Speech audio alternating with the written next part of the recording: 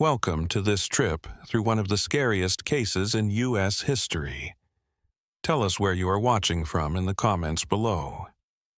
Today, we are going to go deep into the darkest parts of Missouri in 1915, where the disappearance of a young teacher turned a quiet town into the site of a mystery that is still being talked about today. The United States went through a lot of changes in 1915. The effects of industrialization were still being felt in the country, but in the middle of nowhere in Missouri especially. Ozark Mountains, where things moved at a different pace. Back then, dirt roads went through wild areas. People in small towns knew each other by name, and secrets that were buried stayed hidden for decades. The Ozarks have always had a strange feel to them. Its rolling hills were covered with thick oak and walnut forests, which made valleys where whole communities could live without being seen by anyone else.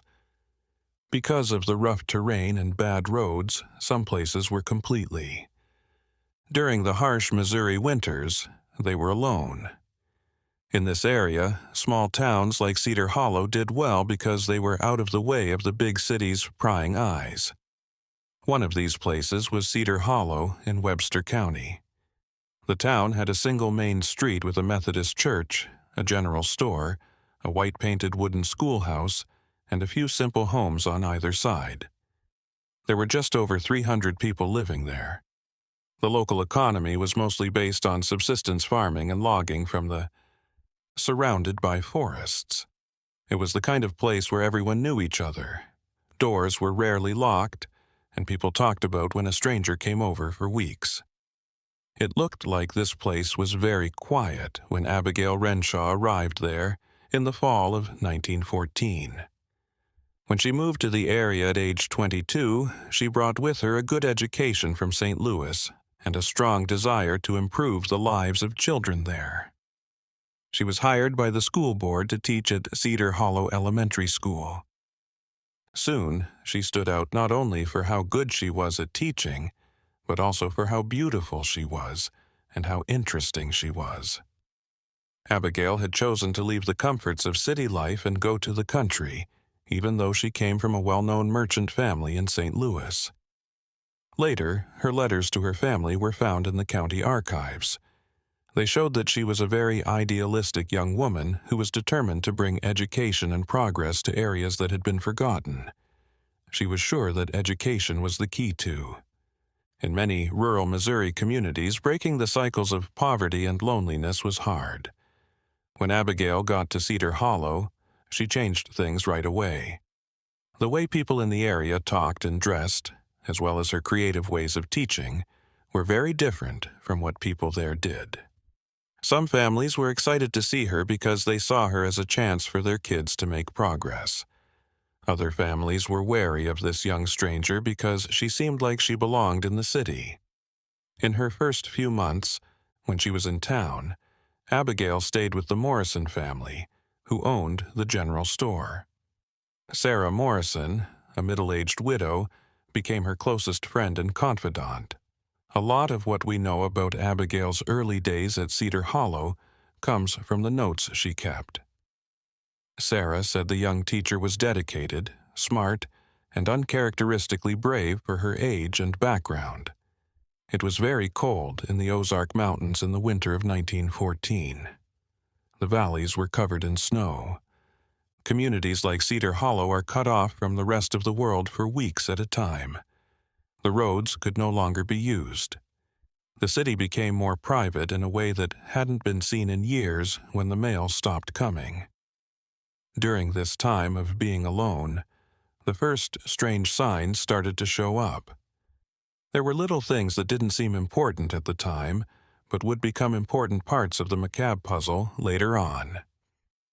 In the cold winter of 1915, Cedar Hollow became an island that was lost to time. The snow piled up high enough to reach the windows of the one-story homes, and the harsh Ozarks wind howled through the bare trees like lost souls lamenting. When things were this bad, people started to notice small changes in Abigail Renshaw's behavior. In her personal journal, Sarah Morrison wrote that the young teacher had become more self-aware since the start of the new year. Lively discussions about how to teach and how to make local schools better gave way to long periods of silence for thought. Abigail stared out her bedroom window for hours, taking in the white landscape that went on forever. It was like she was looking for something, but only she could see it. The older people in Cedar Hollow had their own ideas about what the young outsider did. Some people said that being alone in the mountains had a strange effect on people who weren't used to being alone in the country. Others, who were more superstitious, talked about the ghosts that lived in the quite old forests. There are stories that have been passed down from generation to generation about people going missing in the Ozark Mountains. Dr. Edmund Hayes, who was the only doctor in the area, was asked about Abigail's health in a casual way. His notes, which were found decades later in the county's medical records, show that he was worried about the young teacher, whom he called deeply melancholy. In his writing, Hayes talked about signs of what we now call seasonal depression. At the time, though, these kinds of conditions weren't well understood and were often blamed on moral flaws or supernatural forces. The first really annoying event happened during a very bad storm in the middle of February. Franklin County farmer Thomas Caldwell, who lived about 2 miles from the city, said he saw a woman walking barefoot through the snow early in the morning. Based on what she later told the county sheriff, the woman was only wearing a white dress, shirt, and walked toward the thick forests that edged Cedar Hollow.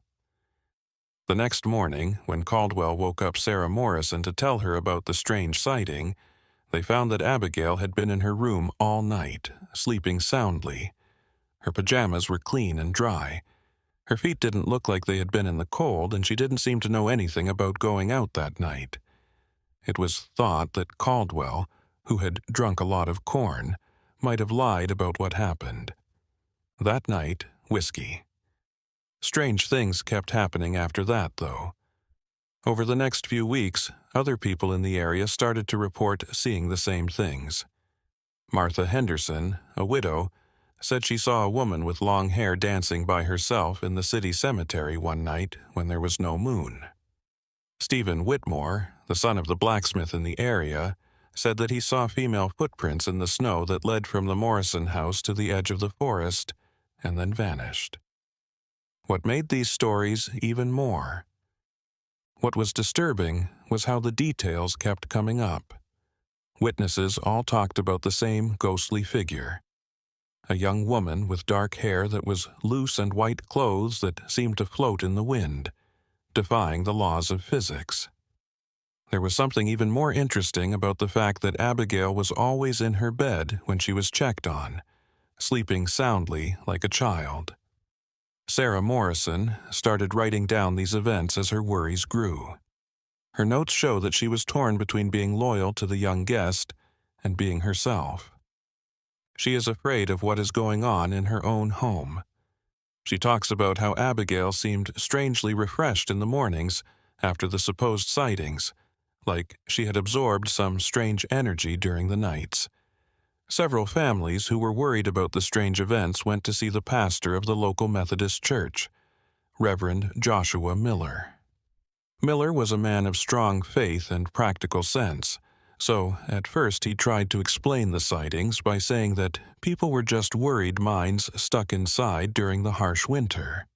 But after he said he saw the strange figure during one of his nightly prayer vigils, things in Cedar Hollow changed permanently. The town had once welcomed Abigail as a gift to education, but now people talked about her with a mix of morbid interest and superstitious fear.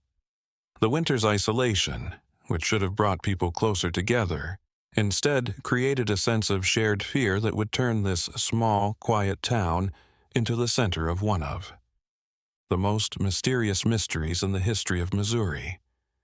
As late March came around, the Ozark Mountains began to melt.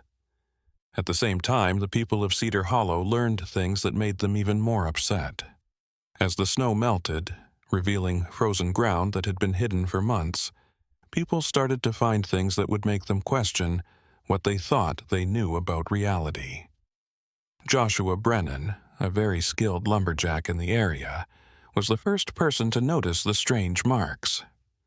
During one of his early morning walks through the forest that surrounded the city, he came across a circular clearing where the plants were perfectly arranged in a geometric way. Patterns were made by dry branches. In the middle of all the stones, which were stacked in precise towers, someone dug a hole about 3 feet across that was perfectly round. What was even stranger about the discovery was that it was impossible to say when that configuration was made. There was snow all over the area all winter, and there were no tracks that could be seen leading to the clearing. The patterns were also made from branches that were clearly worn down from weathering, which suggests they were put there long before the first snowfall. Brennan told Deputy Sheriff William Crawford right away about what he had found because he was the only police officer in Cedar Hollow during the winter. Crawford, an honest man who had been in the Civil War for a short time and seen a lot of, because of strange events, decided to check out the site for themselves. He was very upset by what he found. Along with the patterns made by the branches and stones, Crawford also found pieces of white cloth stuck in the bushes around the clearing. The material was very good, like the stuff that rich women wear in their nightgowns. The barefoot female footprints that went from the clearing to different places, some going back to the city and others going deep into the forest, were even scarier. As Crawford looked into what was going on, he also found a small leather-bound diary that was partially buried near the middle of the clearing. The pages were wet and damaged, but most of them could still be read. What was written on those dirty pages would change how people always thought about what happened in Cedar Hollow in the winter. The entries in the diary were from different times, some from as recently as the fall before, and others from more recently. The writing was very feminine and polite, but the message was very serious. That's weird. Early entries talked about vivid dreams, in which ancestors called them, or voices from the ancient mountains spoke to them.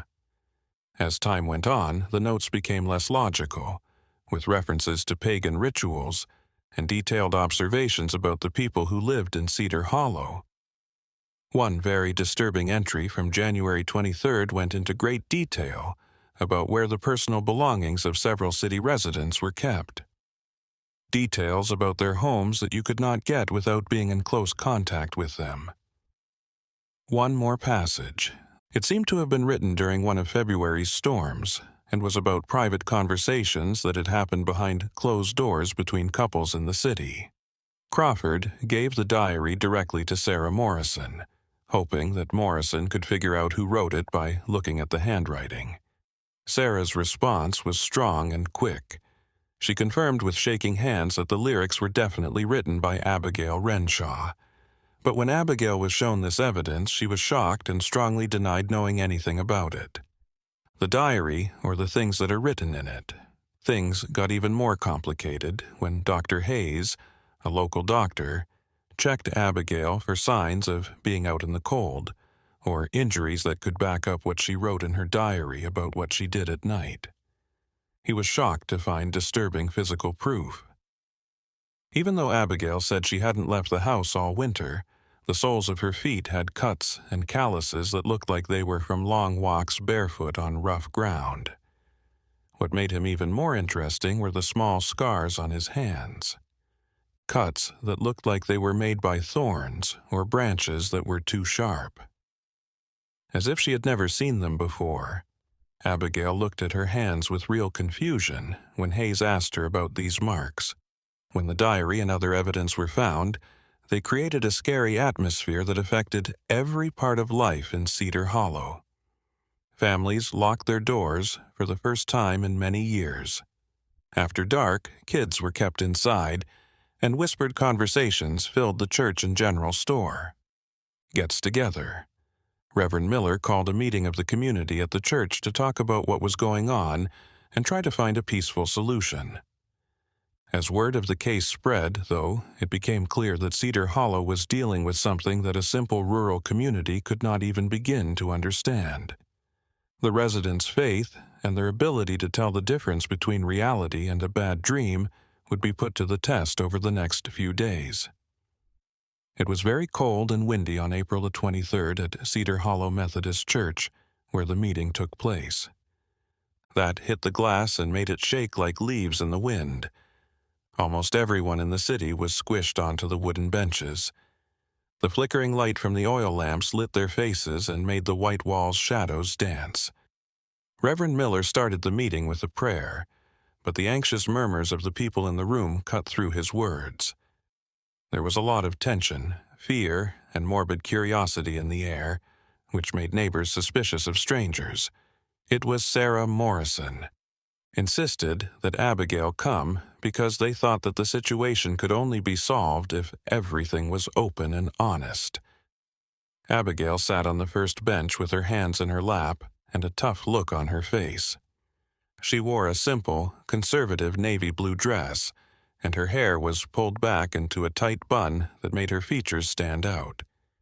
Many people there thought she looked more like a suspect being tried than the respected teacher who had come a few months before.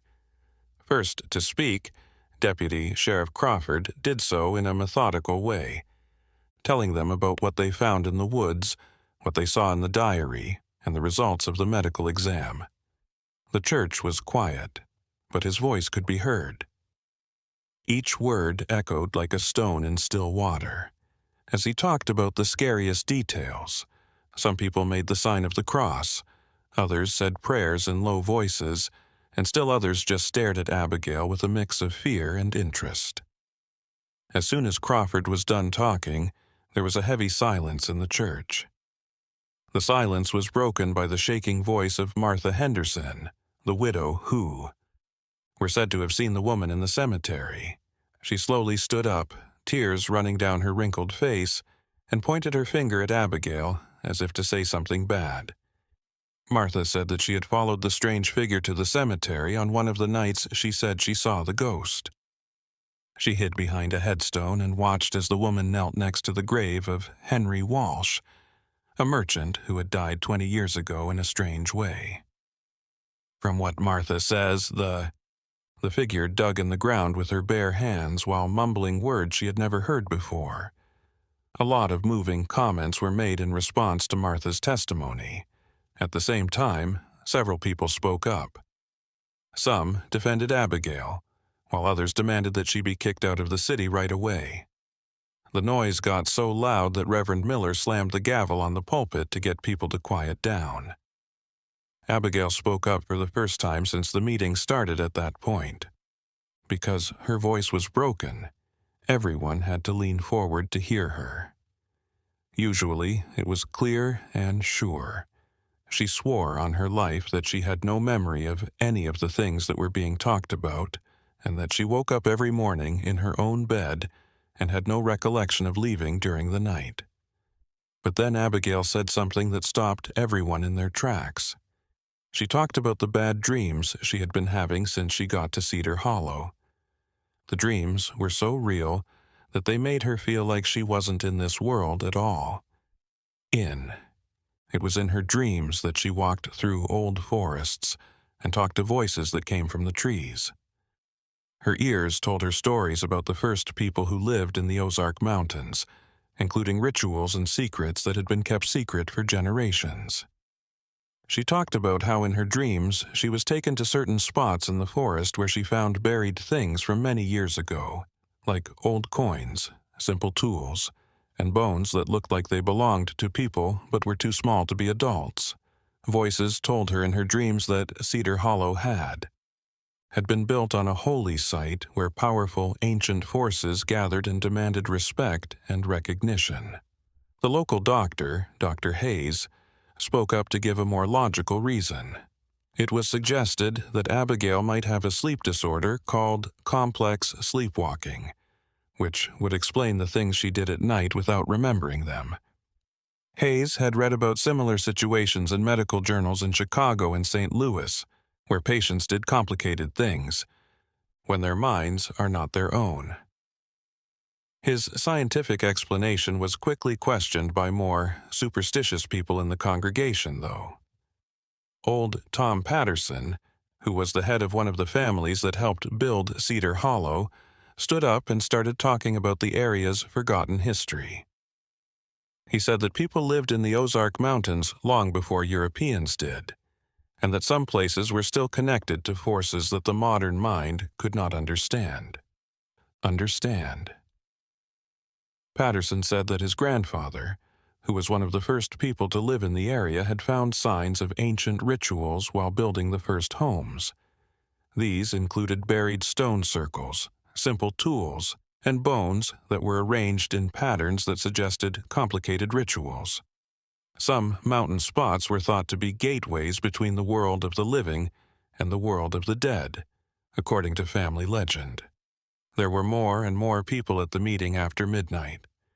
Disturbing testimonies and theories that keep getting more complicated. Some people thought Abigail was a victim of forces she couldn't control.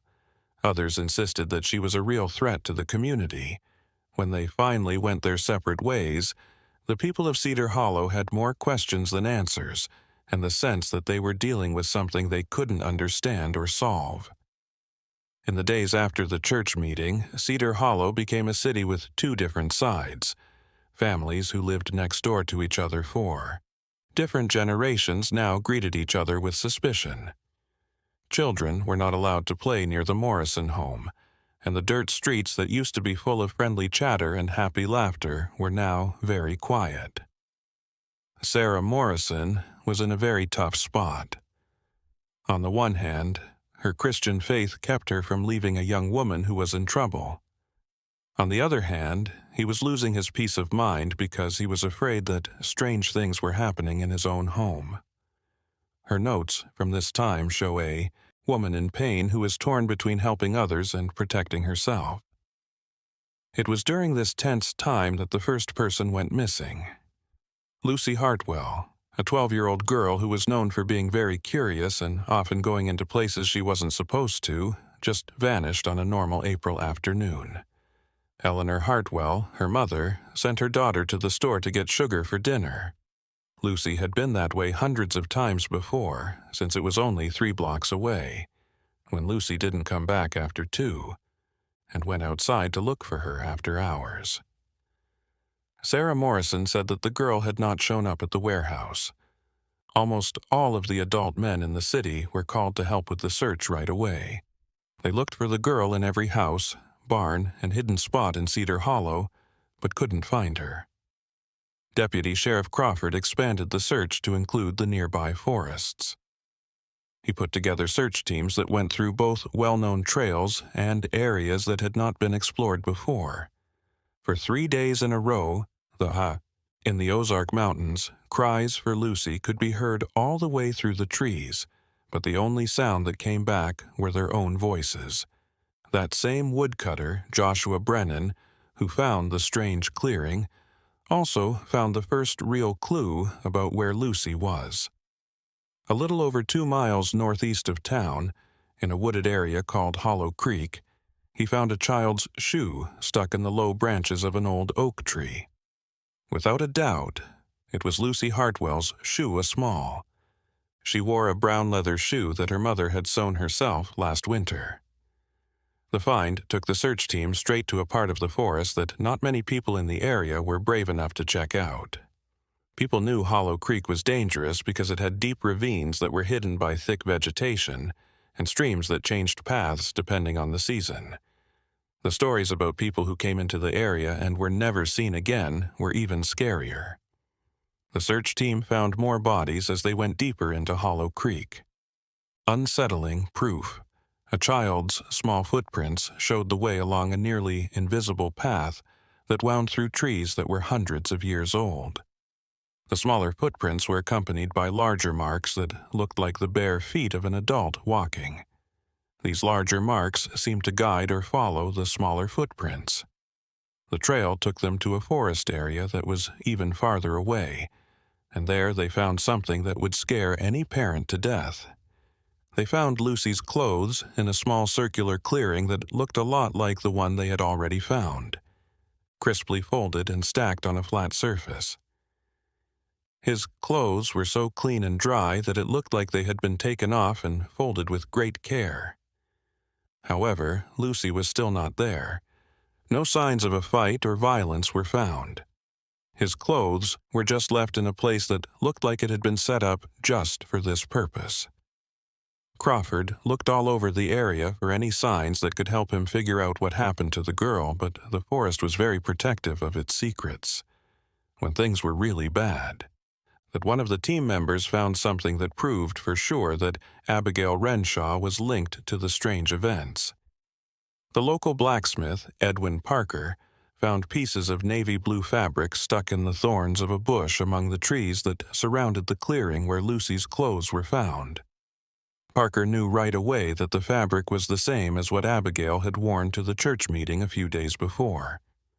The fabric was of higher quality than the rough materials that were used. Women from the area. When Crawford looked at the pieces, he saw that they were attached to dark hair strands. Hair that was the exact same color and texture as Abigail's. The finding of these pieces set off a panic that swept through Cedar Hollow like fire through dry grass. It was the first time since the strange event started that there was direct physical proof that Abigail had something to do with a child going missing. There was no longer any doubt about the young teacher. Instead, there was direct. There were accusations and calls for action right away. Elelena Hartwell led a group of women to the Morrison home and demanded that Abigail be turned over to the police. She was filled with the grief and despair of a mother who had lost her daughter. As they yelled accusations of witchcraft, kidnapping, and other occult things, their angry voices could be heard down the main street. Things were quickly getting worse to the point where violence could happen, and Crawford knew he had to act quickly, to keep things in order and keep everyone safe. At Cedar Hollow, things were so tense that they were about to explode. Crawford knew he had to make a tough choice quickly before the angry crowd got involved and did something about it themselves. He didn't want to, but he knew that Abigail and the community needed to be safe. So he put her in protective custody until the lead sheriff could come from Springfield and do an official investigation. The Cedar Hollow jail was very small, with only 2 cells. It was built in the basement of City Hall. It's rarely used for anything more serious than drunk people acting out or small fights between neighbors. When Crawford led Abigail to her temporary cell, she didn't fight back, but her face showed that she was deeply confused and becoming more afraid of her own mental health. In order to stay close, Sarah Morrison brought Abigail food and clean clothes. During these visits, she wrote down conversations that showed the young teacher's mental health was getting worse. Abigail began to tell the story. Pieces of memories came back to her like pieces in a haunted puzzle. She saw distorted images of walks at night and couldn't tell the difference between them and her dreams. Sarah said that Abigail had what she called a night terror episode on her second night in jail. It started to scream in her sleep. She called out Lucy Hartwell's name and begged them to stop talking to her in her head. Abigail was completely freaked out when Crawford woke her up. She insisted she could hear children calling, from deep in the woods, asking for help. What Abigail said during these brief periods of clarity was even more disturbing. She talked about seeing an underground place, a natural cave with old symbols on it, where kids were kept in a state between sleep and wakefulness. According to their delusions, the kids weren't really dead, but they were also not really alive either. They said they were in an ethereal limbo doing things their conscious minds wouldn't understand. "Hi, Dr. Hayes," was called in to check on Abigail and see if she was mentally fit to face the growing charges against her. During his exam, he found symptoms that he had never seen in his rural medical practice. Abigail went through periods of total clarity, followed by dissociative states in which she seemed to be reacting to things that only she could see. Hayes found out something during one of these exams that would haunt him for the rest of his life. He looked at Abigail's palms and saw that he had seen that cuts and scars had healed unusually quickly, leaving marks that were hardly noticeable. What was even stranger was that she said she didn't remember getting the new wounds that showed up while she was in jail. It was Abigail's third night in jail when the second person went missing. 10-year-old Timothy Walsh, who was the grandson of the merchant who had died mysteriously 20 years before, got out of bed early one morning and wasn't there when he got up. While going to wake him up for morning chores, his mother, Rebecca Walsh, found only cold sheets and an open window that she was sure she had locked the night before. This is how she found out that he had gone missing. When the second disappearance was found, Cedar Hollow went into complete panic.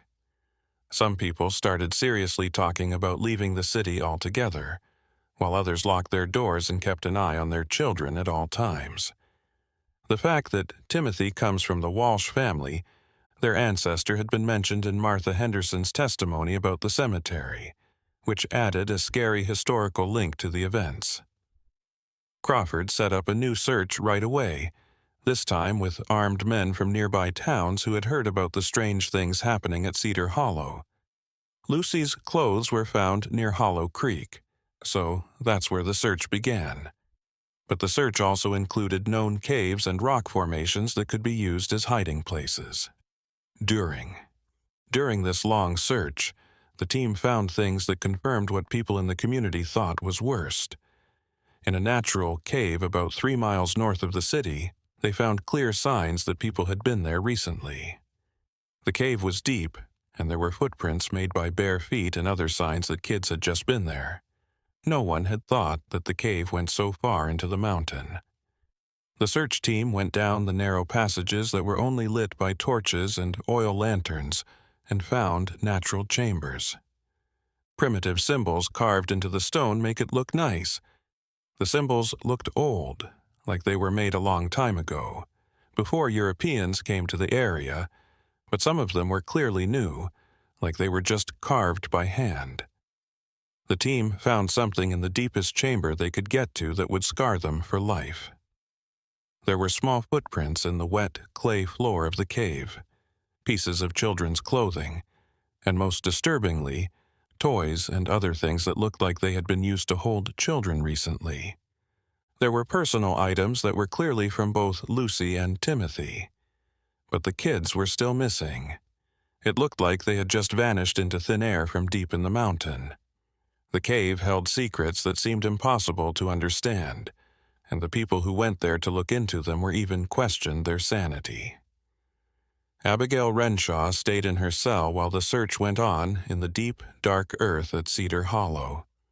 She mumbled words in languages no one could understand and kept her eyes on something only she could see in the way the shadows move across the stone walls. Chief Sheriff Charles Morrison from Springfield came to Cedar Hollow to help. He brought outside authority that Cedar Hollow badly needed, but he also showed how complicated the case really was. Morrison was an experienced man who had worked as a criminal investigator in rural Missouri, but he later said that nothing in his career had prepared him for what happened in that small Ozarks town. Morrison spent 2 full days talking to witnesses and looking into, gathering evidence and trying to make a story that makes sense about what happened. His official notes, which are kept in Webster County records, show a careful investigator who was having a hard time applying criminal logic to things that didn't make sense. During his interview with Abigail, Morrison saw things that really bothered him. The young teacher had times when her mind was completely clear, and she could answer questions in a clear and intelligent way. Other times, she seemed to be talking to things that weren't there. What was even scarier was that she could give specific details about the cave the search team had found. Even though Morrison was in jail when the discovery was made, she decided to do an experiment that, by today's standards, wasn't very scientific, but could help her understand Abigail's condition. He set up a night vigil so that Abigail would be watched by several people all night, even though Dr. Hayes didn't want to let him. The goal was to find out for sure. if she was able to do physical things while her consciousness was altered. Reverend Miller, Sarah Morrison, Dr. Hayes, and Sheriff Morrison himself were there to watch the vigil at the Methodist Church. Abigail was put on a cot in the middle of the ship. There were chairs around her that were used by watchers who would take turns keeping watch all the time. Flashlights were placed in specific ways to get rid of any shadows that could hide activity. Abigail looked like she was sleeping in the early hours of the morning.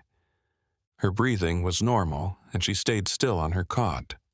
However, around 2 o'clock in the morning, something strange began to happen. Abigail started to murmur in a language that no one could understand, even though she stayed still. As a theologian, the Reverend Miller had studied Latin and some biblical languages. At first, he thought it might be an old form of European language. Still, as he listened more, he saw that the sound patterns were. It was completely different from anything he had learned in school. The words moved in patterns and rhythms that suggested a structured and complicated language, not just crazy thoughts that didn't make sense. People who heard Abigail's strange speech noticed that her body was changing in small but unsettling ways. His breathing slowed down and became more regular. The rhythm of it was almost hypnotic. After staying still at his sides, his hands started to move in precise, repetitive ways, as if he were supervising things that weren't there, taking part in complicated rituals. It was even scarier for Sarah Morrison to say that the atmosphere of the church had changed. It looked like the temperature dropped a lot, which made the lantern flames flicker even though there were no drafts. The room started to smell strange. Dr. Hayes later said it smelled like a mix of damp earth, rotting leaves, and an unidentified smell that was like old incense. When these strange things were at their worst, someone or something did something that would make people question their own sanity. Even though Abigail was still there and not moving on her cot, all 4 witnesses said they saw a clear figure separate from her body. The figure looked like Abigail but was made of silver mist. It moved slowly through the church before disappearing through the wooden walls. Morrison, who was a sensible person who is used to dealing with facts, at first tried to explain the experience as a collective hallucination brought on by stress and tiredness.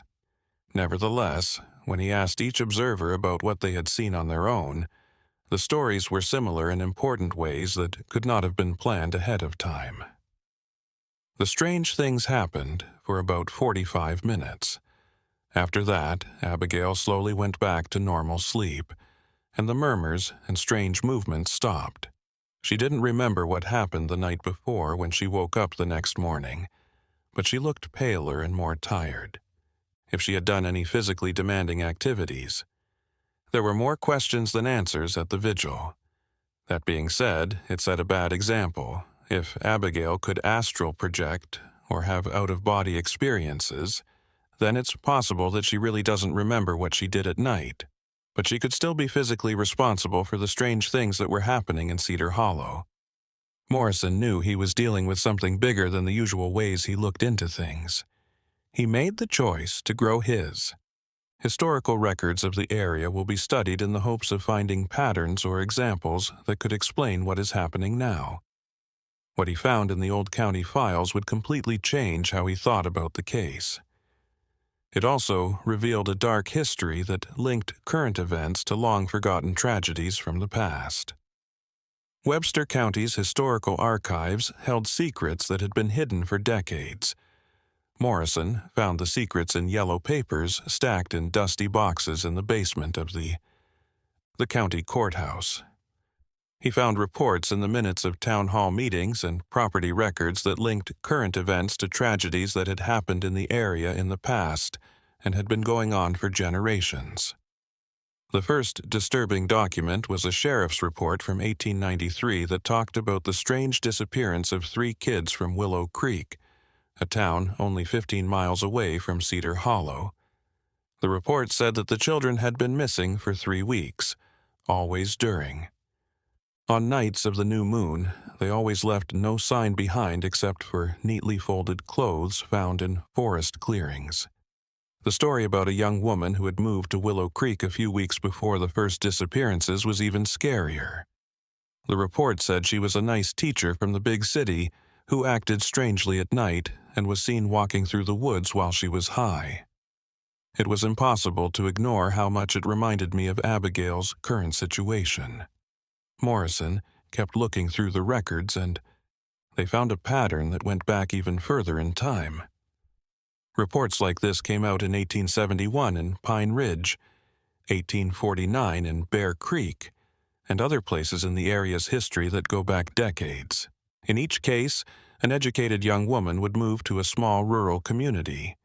Then, children would mysteriously disappear, and strange things would happen. That these documents were even more disturbing was that the women involved were always described in the same way. All of them were called young.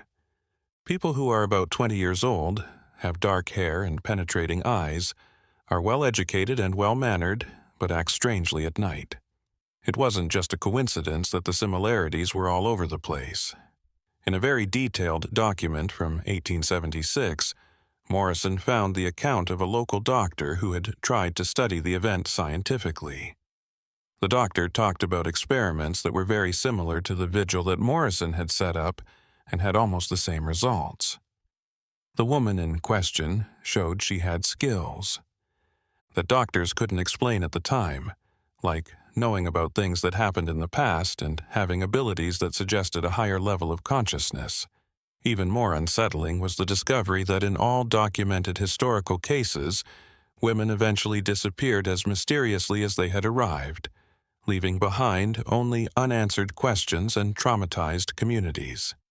In some accounts, witnesses claimed to have seen the women simply dissolve into the morning mist, while others reported that they walked into the woods and were never saw again.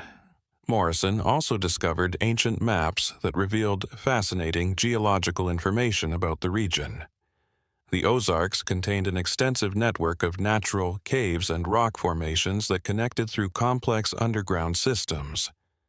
Most significantly, many of these caves contained evidence of human habitation that predated European colonization for centuries, suggesting that the area had been considered sacred by Native American populations.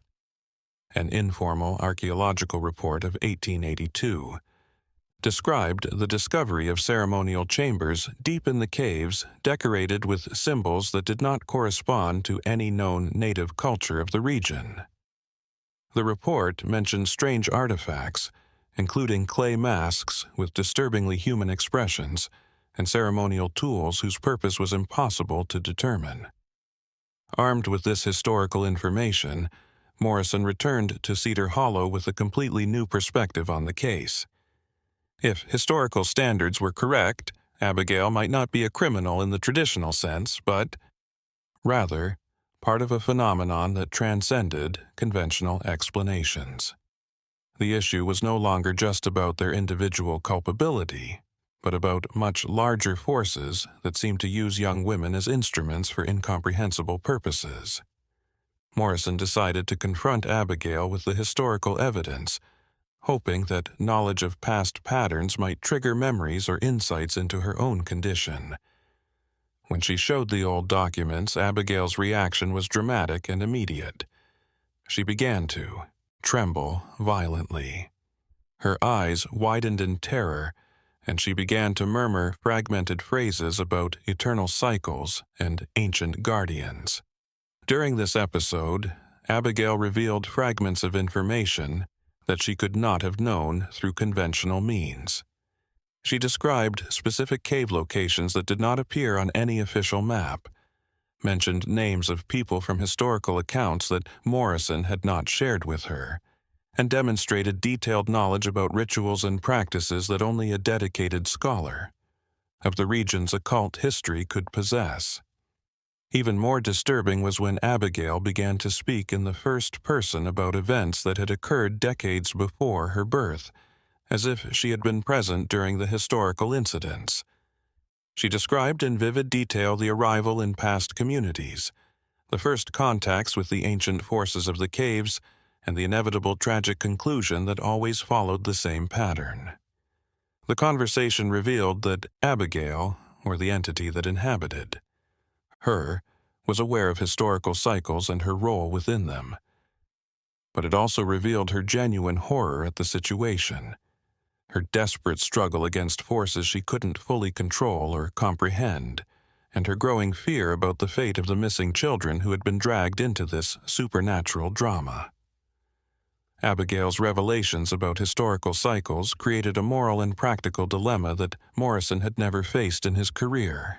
As sheriff, he had a duty to protect the community and seek justice for missing children. But as a rational man facing phenomena that defied all logic, he found himself sailing in completely unknown waters. Morrison decided to organize a final expedition to the caves, this time taking Abigail with him in the hopes that her presence could reveal the location of the missing children. The decision was controversial, with many Cedar Hollow residents arguing that bringing the alleged perpetrator back to the scene of the crimes would be dangerous and potentially disastrous. The expedition was carefully planned, with Morrison selecting only experienced and reliable men to accompany him. Joshua Brennan would serve as the lead guide, knowing the forests better than any other resident. Dr. Hayes would accompany to monitor Abigail's mental condition and provide medical assistance if necessary. Edwin Parker, the blacksmith, was included for his physical strength and practical skills that might be needed in the depths of the caves. As the expedition prepared to depart on the morning of a gray May Day, a dense fog blanketed the Ozarks Mountains, creating an ominous atmosphere that seemed to foreshadow significant events. Abigail, escorted by chains in her hands, but treated with cautious respect, displayed an eerie calm that contrasted with the visible anxiety of the other members of the group. As they approached the known caves, Abigail began to demonstrate behaviors that surprised the expedition. Instead of following the trails leading to the entrances to the caves already explored, she pointed in a completely different direction, guiding the group through dense vegetation to a part of the mountain that none of them had previously visited. The area where Abigail led them seemed strangely quiet, as if the wildlife itself avoided that spot. There was no birdsong, insect buzzing, or any of the natural sounds that normally permeated the forests of the Ozarks Mountains. The only thing that broke the silence was the sound of his own footsteps on damp leaves and broken branches. Abigail stopped in front of a rock formation that, at first glance, seemed to be just a natural outcrop of the mountain. But when Brennan took a closer look, he discovered that what appeared to be solid stone was actually a carefully camouflaged entrance, hidden by centuries of plant growth and natural erosion. The entrance was too narrow to allow adults to pass through without considerable effort. As the expedition prepared to enter the hidden cave, Abigail began to murmur in a low voice, but this time her words were in clear English. She described what they would find inside, talking about chambers connected by narrow passages, about paintings on the walls that told stories of ancient rituals, and about a central chamber where the children would be waiting. Abigail's description of the children waiting intrigued and terrified the members of the expedition. She did not say that they were dead or injured, but rather that they were in a state of suspension, waiting for a specific moment when they could return to the world of the living. His words suggested that children were not victims, in the traditional sense, but unwitting participants in a much larger cosmic drama. Entry into the cave immediately revealed that this was a very different site from the caves previously explored. The walls were covered in engraved symbols that seemed to pulse in the dim light of their lanterns, creating the illusion of movement and life. The symbols did not follow recognizable patterns from any known culture, but their complexity and accuracy suggested a sophisticated ancient civilization. As they went deeper into the cave, following Abigail, who seemed to know every turn and passage, they began to hear sounds they couldn't identify. They were like distant whispers, almost at the edge of auditory perception, voices that seemed to be conversing in unknown tongues. The sounds came from different directions, creating the impression that the cave was inhabited by unseen presences. The first significant chamber they found contained clear evidence of recent ceremonial use. The floor was covered in concentric circles made of small stones, each circle containing different symbols etched into the wet clay. In the center of the circles, they found personal objects of the missing children arranged in specific patterns, as if they were offerings or elements of complex rituals. But the children themselves were still absent, and Abigail indicated that they needed to go deeper to chambers that she described as the heart of the mountain. As they continued their journey deep into the earth, the temperature began to drop noticeably, and the air quality changed, becoming denser and charged with an indefinable odor reminiscent of a mixture of ancient earth and exotic incense. It was then that they began to hear something that would chill the blood of any parent: the clear, recognizable voices of children singing in harmony. The voices of Lucy Hartwell and Timothy Walsh echoed through the passages of the cave. But their song was not in English, and the melody was at once beautiful and deeply disturbing, as if it had been composed in time immemorial, for purposes which the modern mind could not comprehend. The sound of children's voices echoing through the depths of the cave created a hypnotic effect that seemed to affect each member of the expedition differently. Morrison felt an almost irresistible compulsion to follow the voices, as if they were calling specifically for him. Brennan, on the other hand, showed signs of increasing panic, his hands shaking as he held the flashlight with excessive force. Abigail, who had been relatively calm throughout the descent, began to show signs of extreme agitation as they approached the source of the voices. She mumbled constantly now, alternating between pleas in English for them to let the children go, and phrases in unknown languages that sounded like answers to conversations only she could hear. The final passage, leading to the central chamber, was extraordinarily narrow, forcing the men to move in single file, their lanterns casting dancing shadows on the symbol-covered walls. As they emerged in the final chamber, what they found challenged not only their expectations, but their own understanding of reality. The chamber was vastly larger than any natural formation would have allowed, its roof lost in darkness beyond the reach of its lights. The walls were covered in intricate paintings that seemed to tell an epic story, images of human figures interacting with entities that were neither clearly human nor animals, but something in between. The painting seemed to move in the flickering light, creating the illusion of a developing narrative. In the center of the chamber, in a circular area defined by natural stone columns, they found Lucy Hartwell and Timothy Walsh. The children were sitting in meditative positions, their eyes closed, breathing slowly and regularly. They wore simple clothes made of a material that none of the men could identify, something that looked like fabric, but glowed with a subtle luminescence of its own. Morrison ran to the children, checking their wrists and trying to wake them up. Both were alive. Their vital signs were normal, but they seemed to be in a state of deep trance. When he tried to lift Lucy, she opened her eyes briefly, revealing pupils that reflected light like those of a nocturnal animal.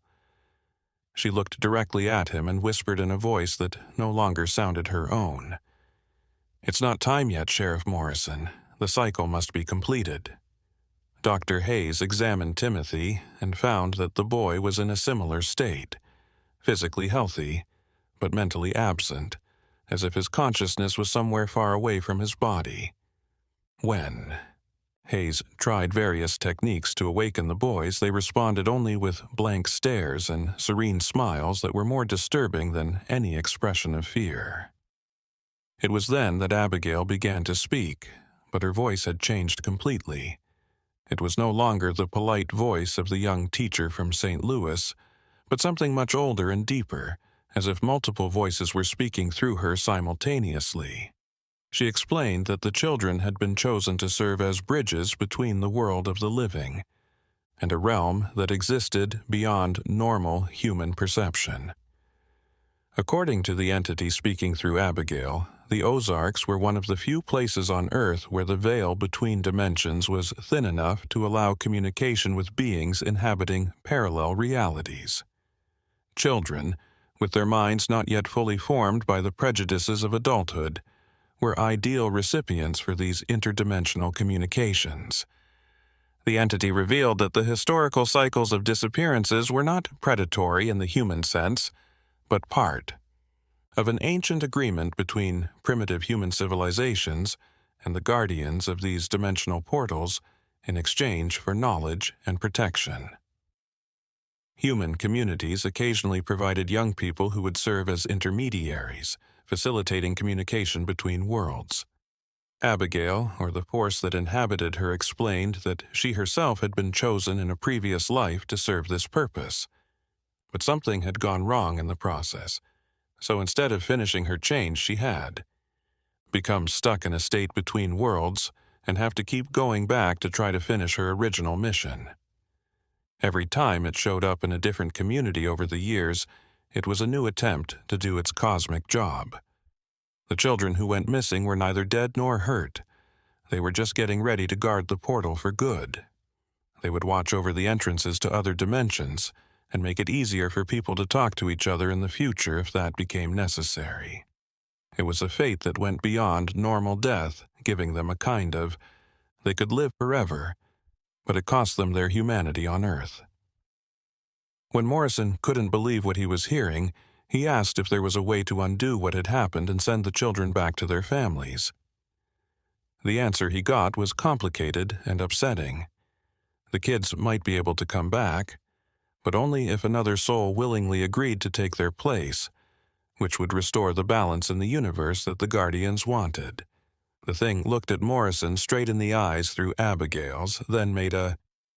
Not only would it test her courage, but it would also test her understanding of duty and sacrifice. She said she would free the kids and end Abigail's cycle for good, but only if someone else agreed to guard the portal and free the kids. After this proposal, there was such a long pause that the men could hear their own heartbeats reverberating through the old room.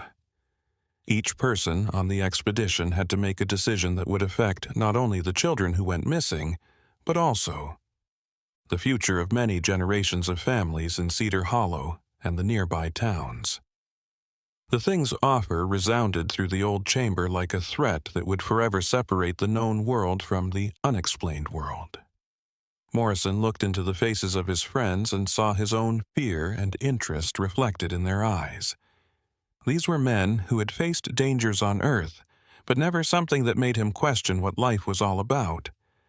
The first person to break In the silence, his raspy voice was filled with years of scary rural beliefs that were finally proven to be true. A man whispered that he had always known that the Ozarks were hiding secrets that were older than people could remember. But he never thought that one day he would have to decide whether to protect or fight forces that controlled realities he couldn't understand. Dr. Hayes, a scientist who was fighting evidence that challenged his core beliefs about medicine and reason, looked at the kids again while they were in a trance. His health! Even though he knew that Lucy and Timothy were physically healthy, his work as a country healer told him that they might have crossed a line that could not be crossed again using normal methods. A practical blacksmith named Edwin Parker had spent his whole life working with fire and iron. Now he was faced with metals he couldn't shape and flames he couldn't control. He was used to making useful tools out of raw materials, but the forces that needed a different kind of creation made his hands shake. Transformation that went beyond the skill of making things. The being that was talking through Abigail started to give more information about the sacrifice that was being considered. The willing guardian would not really die, but his consciousness would grow so that he could see more than one reality at the same time. They would become a living link between worlds, keeping the universe in balance and keeping bad things from happening on both sides of the dimensional gap. Morrison asked what was possible, how this change will affect the volunteer's family and community. The answer was both comforting and upsetting. The new guardian would stay in Cedar Hollow and live what seemed like a normal life, but they would have responsibilities that went far beyond what a normal person would do. They would age much more slowly and live a lot longer, but they would always carry the weight of knowing things about the world that the average person can't understand. That's when Abigail, who was having a moment of trouble with the thing that was controlling her, let go of her voice long enough for her to say something terrible. She told them that she had tried to ignore the call during all of her historical appearances as tears ran down her face. But with each unfinished cycle, more innocent people were sucked into the drama of the universe.